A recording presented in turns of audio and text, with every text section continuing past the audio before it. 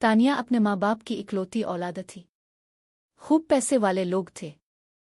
हम रश्क भरी नज़रों से इसे देखा करते थे। फिर दौलत की हवस ने अरमान को पागल बना दिया। इसने तानिया की तरफ मोहब्बत का जाल फेंका और वो मासूम लड़की उसकी बातों में आ गई।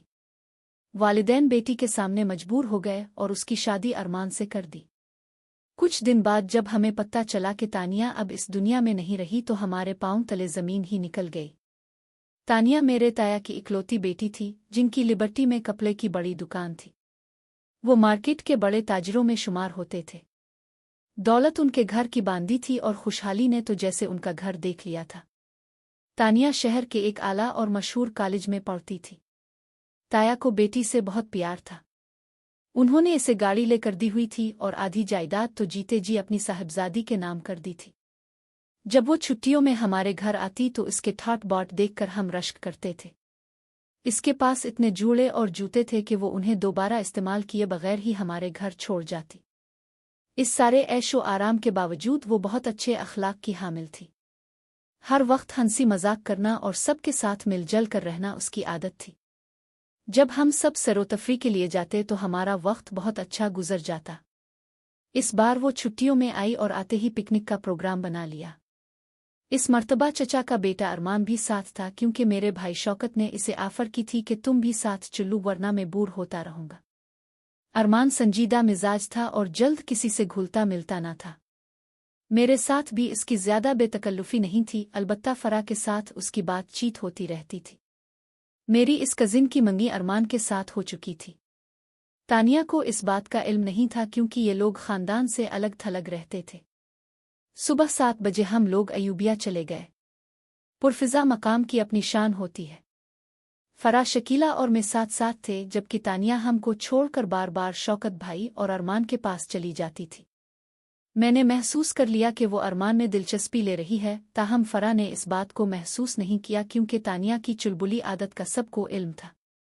खुदा ने अच्छी सूरत के साथ इसे ज़हीन भी बनाया था। वो बातों का फिन खूब जानती थी। इसकी हिस मुज़ा भी निहायत उम्दा थी, लिहाजा इसकी बातें सभी का दिल खुश कर देती थी। पिकनिक अच्छी रही। जब हम घर आए तो बहुत थके हुए थे, जल्द सो गए। अगली सुबह अरमान आया और कहने लगा, शब्बो बाजी सब कज़न से कहो आज मेरी तरफ डिनर है। मैं हैरान थी कि इस कंजूस कज़िन को हमारी दावत करने का ख्याल कैसे आया। इस रोज़ फरा की उम्मी बीमार हो गईं, वो उनके साथ अस्पताल चली गई। हमें अरमान ने बहुत अच्छा डिनर कराया। कहते हैं खुशियों के दिन तेजी से गुजर जाते हैं। तानिया के उम्मी अबू इसको लेने आ रहे थे कि रास्ते में उनकी कार का एक्सीडेंट हो गया। ताया ताई और उनका ड्राइवर मौके पर ही जाँ बहक हो गए और हमारे घर में सोग का समा हो गया। तानिया ये खबर सुनकर बेहोश हो गई। वो पत्थर की मूरत की मानिंद खामोश थी। बिलाखिर जब सकता टूटा तो वो बहुत फूट फूट कर रोई। अब वो अकेले लाहौर जाने पर राजी न थी। उम्मी अबू ने यही बेहतर समझा कि वो हमारे पास रह जाए। अबू जान ताया अबू का कारोबार संभालने लाहौर चले गए और उनके घर को मुकफ्फल करके चौकीदार को निगरान रख दिया गया। तानिया को वहां जाने से वहशत होती थी कि अपने वालिदैन को ना पाएगी तो दिल की क्या हालत होगी। मैं, फरा, शकीला और शौकत भाई सभी उसकी दिलजुई में लगे हुए थे। अरमान भी अफसुर्दा था और तकरीबन रोज ही इसे तसल्ली देने हमारे घर आ जाता था। तानिया को हम बाहर घुमाने ले जाते। मैंने महसूस किया कि अगर वो बहलती थी तो सिर्फ अरमान से। इसके साथ बातें करके तानिया को सुकून मिल जाता था। जब वो आता तो ये लड़की अपना गम थोड़ी देर को भूल जाती थी। जल्द ही दोनों में कुछ ऐसी दोस्ती हो गई कि रोज मिले बगैर रह नहीं सकते थे। फरा बहुत सादा फितरत की थी। वो जब अरमान के साथ तानिया को बातें करते देखती तो दिल में कोई बदगुमानी न लाती, बल्कि खुश होती कि मेरी गमज़दा कज़िन किसी तरह खुशी महसूस करे। मगर तानिया रफ्ता रफ्ता अरमान की ज़ात में गुम होने लगी। अब वो हर वक्त उसका इंतज़ार करती। अब अरमान फरा के यहाँ जाने के बजाय हमारे घर आ जाता था। इसके मामूलात में काफ़ी फ़र्क आ चुका था। फरा मेरी गहरी सहेली थी। मैं नहीं चाहती थी कि इसे मुस्तकबिल में किसी किस्म के धोखे का सामना करना पड़े, जबकि इस मासूम को कुछ खबर न थी। फरा अरमान से बचपन से प्यार करती थी और मुझसे इसकी ढेरों बातें करती। मैं जानती थी कि तानिया के आने से पहले अरमान भी इसे चाहता था और बतौर जीवन साथी उसके साथ मुस्तकबिल के ख्वाब देखता था। मगर सच है कि इंसान को बदलते देर नहीं लगती। एक दिन तानिया ने मुझे बताया कि अरमान इससे शादी करना चाहता है और वो भी इसे जीवन साथी के रूप में देखना चाहती है।